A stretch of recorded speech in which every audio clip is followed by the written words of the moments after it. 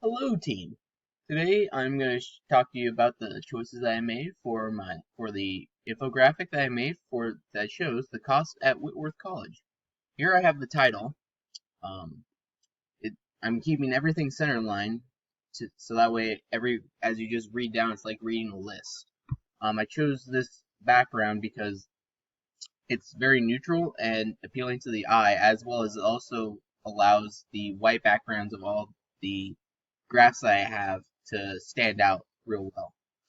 Right here I have a bar graph that compares how the prices has changed over over different school years. So as you can see, so that way people can see that actually the price for these years have gone down.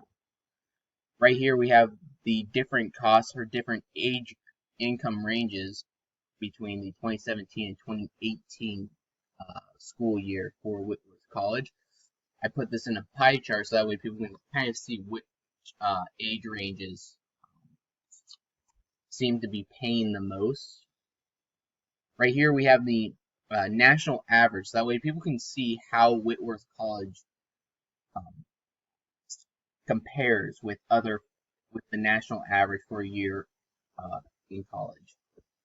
And here decided to go with a kind of a sideline bar graph that compares this national average with the previously shown income ranges and that Whitworth is actually nominally below the national average or very close to it.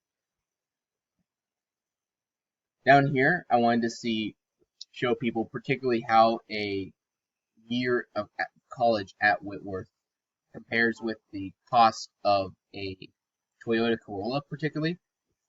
So they can now see that actually for some people, it's almost like buying two cars to go 1 year in college.